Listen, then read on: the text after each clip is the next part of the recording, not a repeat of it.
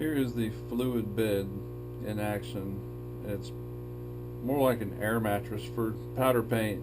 It just pushes air up through the powder, and really the trick to it is finding the right perforated material. In this case, I used 2 sheets of just regular old printer paper, just white printer paper, and cut into a disc, and it's put inside this PVC union that I got the idea off of the YouTube guy. This is operating right now. I've got it pretty much set at the optimum setting, and you can watch when I turn the switch off, watch how much volume there is in the powder. You can watch it go back down. Pretty cool. So there you go. It was probably fluffed up about a half an inch, and there's about an inch and a half of powder in there. So turn it back on with the switch right here, and it'll make a few little volcanoes at first, but once it gets fluffed up, I played around a little bit with my control valve right here, this knob, and you know, more air, less air, it really doesn't matter. If you use less air, it just goes down. Turn the air back up, comes up higher. If you put too much air to it, it really throws the paint out. So that's about the optimum setting. And I've already painted a couple of heads, and they turned out pretty well. It didn't goop up the eye too bad. It's a nice even coating. I'm just gonna have to play with how long you have to leave it in there, but it definitely makes a huge difference when you put the jig head in there. It just disappears down in there. It's just kind of like a sea of powder, and white is our favorite. I've got a couple other coatings that I bought online. Here's this one's called Sassy Vein, and it's kind of a pearlescent pink. And then I've got this, it's called Osmodo or Osmodiar. Weird names, but it's a chartreuse, kind of a metallic type of chartreuse yellow. I don't know what color it is. It just looked cool online, so I bought that. Basic functions. I built this box here, just the right size. The bubblers on this side, approximately right in here. Cut the wire to it and just installed a switch in line on the ground side. Then the hoses, you can look in here. The hoses basically run through a hole that I drilled in the side of a clean out plug, and no glue needed.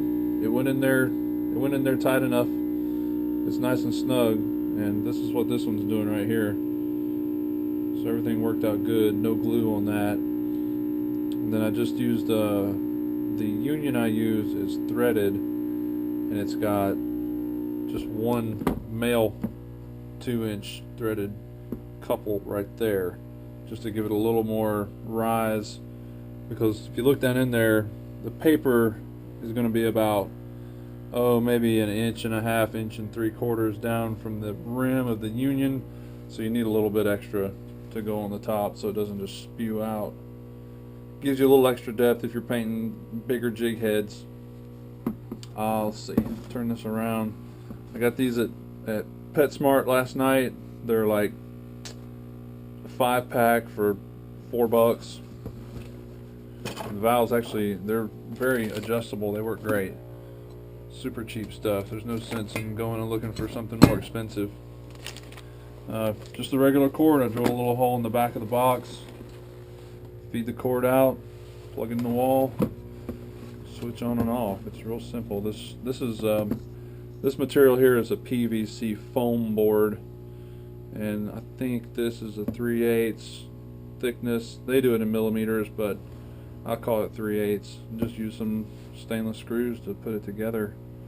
And I think the box itself is 2.5 inches tall, and I made it however wide I thought I needed to make it. I didn't even measure it. I just put a couple dashes, drew some lines with my square, and cut it out. So flip the switch off, on, and there you go.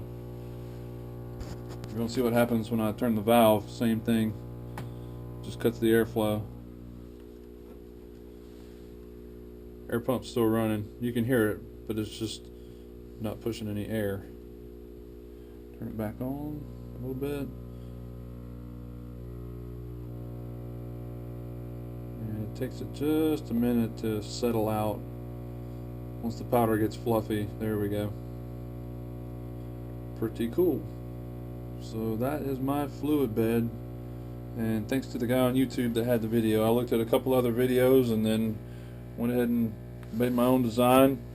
As we say, superfied here. Thanks for watching. Hey, almost forgot.